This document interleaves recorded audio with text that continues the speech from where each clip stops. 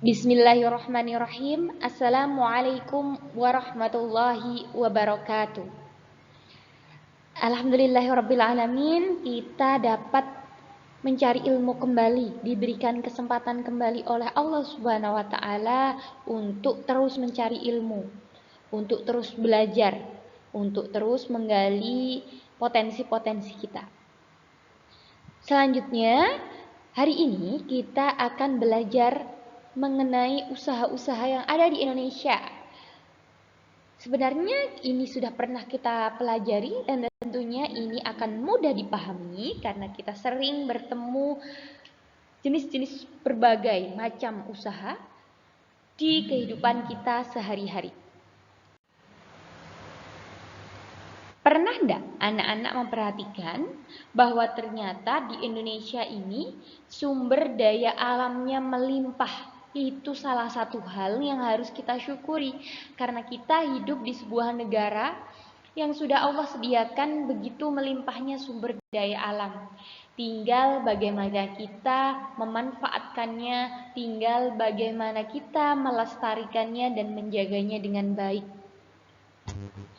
Ada lautan, juga ada sawah, ada dataran tinggi, ada dataran rendah, ada industri, ada pedesaan. Itu semua bisa kita manfaatkan secara bijak, sehingga bisa kita nikmati saat ini ataupun dinikmati oleh nanti anak cucu kita nanti.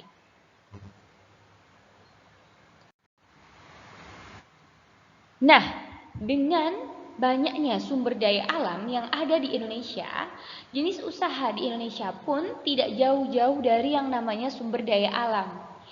Secara garis besar ada dua jenis usaha yang ada di Indonesia yang berkaitan dengan sumber daya alam, yaitu usaha agraris dan juga usaha ekstraktif.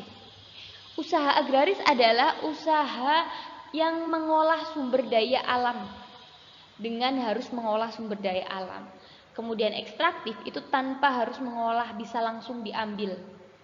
Contoh yang dari agraris yaitu berkebun, beternak, bertani, dan perikanan. Maksudnya mengolah itu kita memanfaatkan, misalnya berkebun berarti kita memanfaatkan tanah yang ada, kemudian kita menanam bibitnya, menyirami, terus tanahnya diberi pupuk, itu namanya mengolah. Beternak juga seperti itu, dimulai dari sedikit hewan, kemudian dikembangbiakkan, kemudian diternak.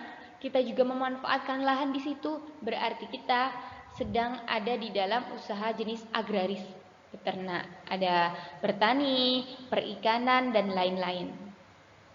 Kemudian usaha ekstraktif tanpa harus mengolah, contohnya berburu dan tambang. Ketika kita berburu ke hutan, ada memang orang-orang yang suka berburu, misalnya berburu babi hutan, maka mereka akan pergi ke hutan untuk berburu. Ini namanya ekstraktif, beda dengan beternak. Ketika beternak berarti kita mengembangbiakannya, tetapi ketika berburu berarti kita langsung mengambilnya dari alam. Langsung kita ambil hewannya, kemudian dimanfaatkan. Sama juga dengan berburu madu murni. Ada juga orang itu yang perlu madu murni di hutan. Mereka tidak perlu mengembangkan, tapi mereka mencari sarang-sarang madunya, kemudian diambil madunya. Ada juga tambang, mengambil dari dalam perut bumi untuk dimanfaatkan selanjutnya.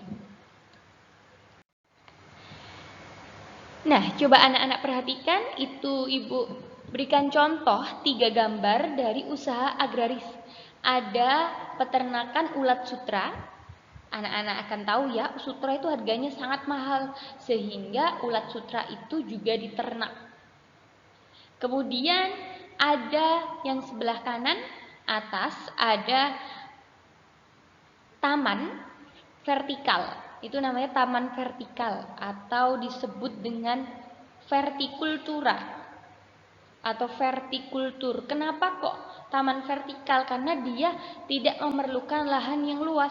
Dia kalau kita misalnya punya tembok di samping rumah, bisa kita manfaatkan sebagai taman vertikultur dengan memanfaatkan pipa ataupun botol bekas. Kemudian ada pengolahannya tertentu. Silahkan anak-anak mencari jika tertarik untuk menanam. Kemudian ada yang namanya hidroponik. Hidroponik itu memanfaatkan air sebagai media tanamnya. Nah, yang itu yang anak-anak lihat di yang bawah, gambar bawah itu namanya hidroponik. Dia menggunakan media air, jadi tidak perlu tanah untuk menanam. Airnya juga harus mengalir dan sering diganti sehingga airnya masih mengandung oksigen yang dibutuhkan oleh tumbuhan.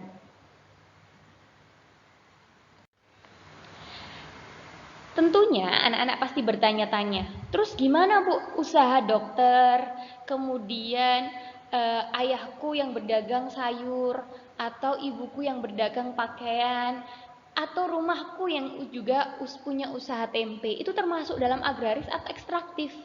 Tidak, hal-hal seperti itu tidak masuk agraris ataupun ekstraktif. Mereka termasuk dalam usaha lainnya. Di dalam usaha lainnya itu ada perindustrian, ada juga perdagangan, dan juga ada jasa. Di dalam perindustrian itu usahanya mengolah barang dengan menggunakan peralatan, misalnya mesin. Jadi bahan baku dari perindustrian diambil dari hasil agraris ataupun hasil ekstraktif. Mereka mengolah, nah itu namanya industri. Industri itu juga tidak selalu pabrik yang sangat besar. Ada industri rumahan, industri kecil, industri sedang, kemudian industri besar yang ada pabrik-pabrik yang besar itu. Kemudian ada perdagangan, yaitu kegiatan jual beli, di mana di situ ada yang namanya penjual, ada yang namanya pedagang. Memindah tangankan barang. Nah, itu namanya jual beli. Ada usaha lainnya yaitu jasa. Aktivitas dari jasa ini yaitu memberikan pelayanan, memberikan manfaat dari kemampuan yang dimiliki seseorang dan ditawarkan untuk orang lain. Contohnya ada dokter. Manfaat dari seorang dokter itu mereka memiliki ilmu yang lebih dalam bidang kesehatan, sehingga dokter termasuk dalam bidang jasa.